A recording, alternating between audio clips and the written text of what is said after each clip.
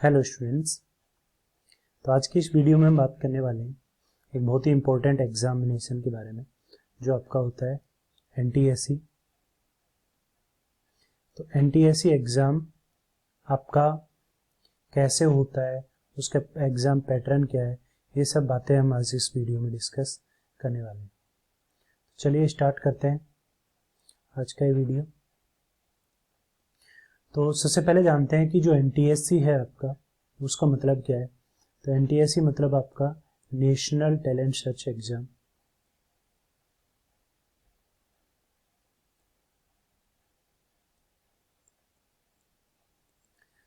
तो नेशनल जो talent search exam आपका होता है उसके लिए क्या एलिजिबिलिटी क्राइटेरिया, मींस कौन स्टूडेंट्स होते हैं जो इस एग्जाम को दे पाते हैं।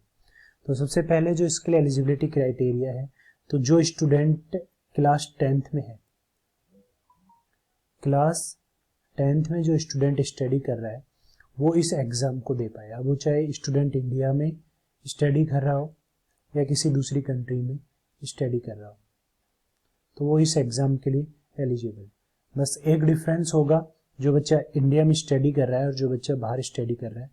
तो जो बच्चा बाहर स्टडी कर रहा है वो डायरेक्ट सेकेंड स्टेज में एग्ज़ाम दे पाता है, लेकिन इंडिया का जो स्टूडेंट है उसको आप फर्स्ट और सेकेंड दोनों स्टेज, फर्स्ट स्टेज क्वालिफाई करने के बाद सेकेंड में जाना पड़ता है। लेकिन जो अब्रॉड के स्टूडेंट्स हैं जो दूसरी कंट्री में पढ़ रहे हैं वो डायरेक्ट इस एग्ज़ाम के लिए सेकेंड स्टेज में जा सकते हैं। सेकेंड आते हैं फिर सिलेबस के लिए, किसका क्या क्या सिलेबस होता है और उस सिलेबस में कौन सा सब्जेक्ट है जो आता है और कौन सा सब्जेक्ट नहीं आता है। सबसे पहले बात करते हैं, कोई इसका स्पेसिफाइड वैसे सिलेबस नहीं है, लेकिन यदि हम बात करें सिलेबस की तो class 9th and class 10th का जो सिलेबस होता है वो ही इसका सिलेबस जो आप पढ़ते हैं। यहाँ पे साइंस पढ़ते हैं, मैथ्स पढ़ते हैं, ये सब सब्जेक्ट्स इसमें आते हैं। अब जो क्लास 9th और 10th का वेटेज होता है वो लगभग 60-40 का वेटेज होता है। तो आप इसमें अलग अलग सब्जेक्ट पढ़ते हैं, जैसे साइंस में आप इसको फिजिक्स, केमिस्ट्री और मैथमेटिक्स में डिवाइड करके पढ़ते हैं और बायोलॉजी के हिसाब से पढ़ते हैं। तो ये सब्जेक्ट यहाँ पे कैटेगराइज करके क्वेश्चंस आते हैं इसमें, मतलब फिजिक्स से आ गया, केमिस्ट्री से आ गया एंड बायोलॉजी एंड मैथमेटिक्स, इनके क्वेश्चन डिफरेंट आपके आते हैं। ये आपका सिलेबस हो गया क्लास 10th और 9th इंपॉर्टेंट होता है इसके। अब आते हैं इसका एग्जाम पैटर्न क्या होता है, मीन्स एग्जाम कैसे होता है। तो इसका जो एग्जाम होता है वो 2 स्टेज में होता है, stage first and stage second. Stage first और सेकेंड 2 स्टेज में होता है। जो स्टेजेस फर्स्ट और सेकेंड है इनमें क्या डिफरेंस होता है। जो स्टेज फर्स्ट होता है वो बच्चा जिस स्टेट से बिलोंग करता है, मीन्स यदि आप दिल्ली से हैं, मीन्स आप हरियाणा से हैं, आप राजस्थान से हैं, तो आप जिस स्टेट से बिलोंग करते हैं वो स्टेट इसको कंडक्ट करवाता है स्टेज फर्स्ट को। यदि वो बच्चा स्टेज फर्स्ट में क्वालिफाई हो जाता है तो देन आफ्टर वो आप जाता है स्टेज सेकेंड के लिए। स्टेज सेकेंड जो करवाता है वो करवाता है एनसीईआरटी, इसको कंडक्ट करवाता है स्टेज सेकेंड को। अब इनका जो एग्जाम पैटर्न होता है वो देखते हैं। जो स्टेज फर्स्ट है और स्टेज सेकेंड, इनका एग्जाम पैटर्न सेम होता है। तो इसमें जो फर्स्ट सब्जेक्ट होता है वो आता है आपका mental ability test. Mental ability test, जो मेंटल एबिलिटी टेस्ट होता है आपका, इसको शॉर्ट में आप मैट भी बोलते हैं, मैट भी बोला जाता है। इसके जो नंबर ऑफ क्वेश्चंस होते हैं वो 100 क्वेश्चंस आते हैं। हर जो क्वेश्चन होता है वो 1 मार्क्स का होता है, मीन्स टोटल कितने हो गए 100 मार्क्स हो गए। और जो टाइम ड्यूरेशन होता है इस पेपर के लिए होता है 120 मिनट्स, मीन्स 2 आवर्स हो गए। 2 घंटे का आपका एग्जाम होता है, किसका लिए, मैट के लिए।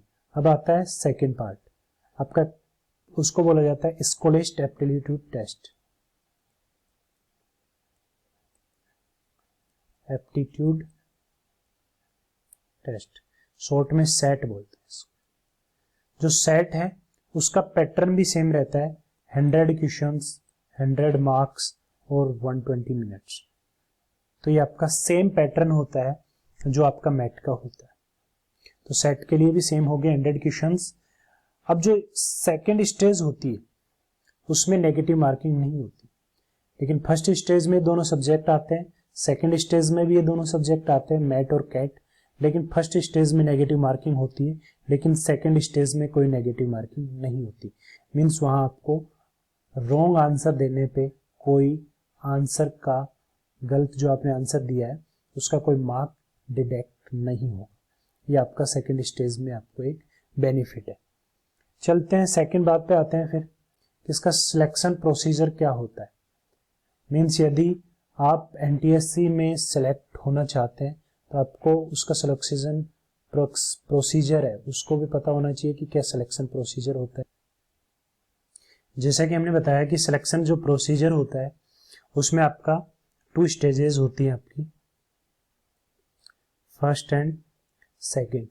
तो अभी मैंने बताया जैसा कि स्टेज फर्स्ट होता है वो स्टेट गवर्नमेंट करवाती है और स्टेट सेकंड आपका एनसीईआरटी करवाता है। तो यदि आप स्टेट गवर्नमेंट वाला जो एग्जाम फर्स्ट स्टेज होती है उसको क्वालिफाई कर लेते हैं तो आप नेक्स्ट स्टेज में जो एनसीईआरटी कंडक्ट करवाता है उसके लिए जा पाएंगे। तो ये जो होता है सिलेक्शन प्रोसीजर होता है, मीन्स आपको स्टेज फर्स्ट जो स्टेट करवाता है उसको क्वालिफाई करना पड़ेगा, तभी आप स्टेज सेकंड में जा पाएंगे जो एनसीईआरटी करवाता है। अब नेक्स्ट पार्ट आता है कि इसमें क्वालिफाइंग मार्क्स क्या रहते हैं। तो आपको इस एग्जाम को क्वालिफाई करने के लिए जो मिनिमम मार्क्स हैं वो कैटेगरी के हिसाब से, यदि आप जनरल कैटेगरी से हैं तो आपको 40% मार्क्स लाना जरूरी है। यदि आप स्टेज फर्स्ट क्वालिफाई करना चाहते हैं, नेक्स्ट स्टेज में जाना चाहते हैं तो आपको 40% मार्क्स मिनिमम लाने पड़ेंगे। यदि आप एससी या एसटी कैटेगरी से हैं तो आपको 32% मार्क्स में ही आप स्टेज सेकंड में एंटर कर जाएंगे। तो ये है क्वालिफाइंग मार्क्स कि स्टेज फर्स्ट में कितने मार्क्स लाएं ताकि सेकंड स्टेज में जा सकें। फिर जो इसके बाद सबसे इंपॉर्टेंट पार्ट आता है वो आता है एनटीएससी के लिए हर जो स्टेट होता है और जितने भी यूटी है, यूनियन टेरिटरी है, उनके लिए गवर्नमेंट ने सीट फिक्स की हुई है। मीन्स स्टेट कोटा है वो आपका फिक्स होता है जिस स्टेट से आप बिलोंग करते हैं। तो वो स्टेट कोटा कितना है ये हम देखते हैं। तो जो स्टेट कोटा जो गवर्नमेंट के द्वारा हर स्टेट के लिए अलॉटेड है कि किस स्टेट को कितने सीट्स अवेलेबल है। जैसे हम बात करें अंडमान एंड निकोबार के लिए 20 सीट्स हैं, आंध्र प्रदेश के लिए 263 है, अरुणाचल के लिए 50 है, असम के लिए 202 है, बिहार के लिए 691 है, चंडीगढ़ के लिए 20 है, छत्तीसगढ़ के लिए 195। तो ये आपकी सीट्स हैं जो गवर्नमेंट फिक्स कर रखा है। मीन्स आप स्टेज जब फर्स्ट में जाएंगे तो आपको इन बच्चे, मीन्स माना आप आंध्र प्रदेश से बिलोंग करते हैं तो आंध्रा में टोटल कितने स्टूडेंट्स होंगे, 263 स्टूडेंट्स को वो क्या करेंगे, सेलेक्ट करेंगे स्टेज फर्स्ट में। वो 263 स्टूडेंट्स हैं वो आपके जा पाएंगे सेकेंड स्टेज में जा पाएंगे। मीन्स यदि आप उन 263 स्टूडेंट्स में सेलेक्ट हो जाते हैं तो ही आप एनसीईआरटी द्वारा जो सेकेंड स्टेज है उसके लिए जा पाएंगे। यदि आपका नंबर उस 263 में नहीं आ पाता है तो आप उसमें क्वालिफाई नहीं कर पाएंगे नेक्स्ट स्टेज के लिए। तो ये कुछ कोटा है जो स्टेट के सेंटर द्वारा स्टेट को दिया गया है एनटीएससी एग्जाम के लिए।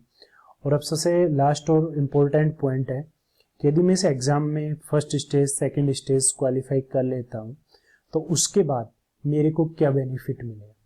तो आपको जो सबसे बड़ा बेनिफिट है वो मिलेगा आपको स्कॉलरशिप, कि आप जब तक पढ़ाई करेंगे, मीन्स आपने एग्जाम दिया 10th क्लास में, आपने 10th क्लास में एग्जाम दिया तो आपकी 11th क्लास से ऑनवर्ड्स जब आप 11th क्लास में एंट्री करेंगे तब से आपकी एक फिक्स अमाउंट स्कॉलरशिप होगी हर मंथ जो आपको एमएचआरडी की तरफ से मिलेगी, मीन्स एनसीईआरटी की तरफ से मिलेगी आपको, और फिक्स अमाउंट होता है। तो आपका जो 11th और 12th में जो वो अमाउंट मिलता है वो होता है 1250 रुपीज पर मंथ के हिसाब से, 1250 रुपए हैं जो आपको हर महीने मिलने वाले।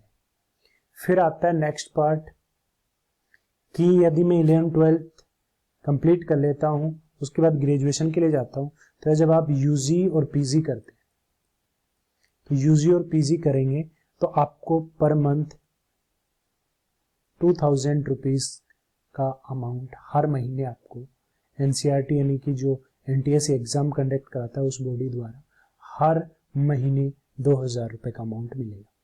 यदि आप यूजी और पीजी कंप्लीट कर लेते हैं उसके बाद जाते हैं पीएचडी के लिए, तो पीएचडी के लिए जो बात होती है वो होती है आपकी यूजीसी द्वारा जो नॉर्म्स हैं उसके हिसाब से आपको स्कॉलरशिप मिलती है, और स्कॉलरशिप आपकी अच्छी खासी स्कॉलरशिप होती है जब आप हायर स्टडीज के लिए जाते हैं। तो आपका ये अमाउंट होता है जो स्कॉलरशिप के फॉर्म में मिलता है, मीन्स आपको 11-12 के लिए 1250 पर मंथ मिलते हैं। यूजी और पीजी करेंगे तब तक आपको 2000 रुपीज़ पर मंथ मिलेंगे, और आप पीएचडी करने जाते हैं तो यूजीसी के जो नॉर्म्स होते हैं उसके हिसाब से आपको क्या मिलेगा, अमाउंट मिलेगा। अब आता है रिजर्वेशन, कि किस कैटेगरी के लिए, यदि मैं एससी से बिलोंग करता हूँ, जनरल से बिलोंग करता हूँ, ओबीसी से बिलोंग करता हूँ, तो क्या इनमें रिजर्वेशन भी है। हाँ, तो हर जो कैटेगरी है उसके लिए कुछ रिजर्वेशन इसमें अलॉट किया गया है। यदि आप एससी कैटेगरी से बिलोंग करते हैं तो आपके लिए इसमें 15% रिजर्वेशन है। यदि आप एसटी से बिलोंग करते हैं तो आपके पास 7.5% होता है। यदि आप फिजिकली हैंडीकैप्ड हैं तो आपको 4% रिजर्वेशन है। यदि आप ओबीसी से बिलोंग करते हैं तो आपको 27% रिजर्वेशन है।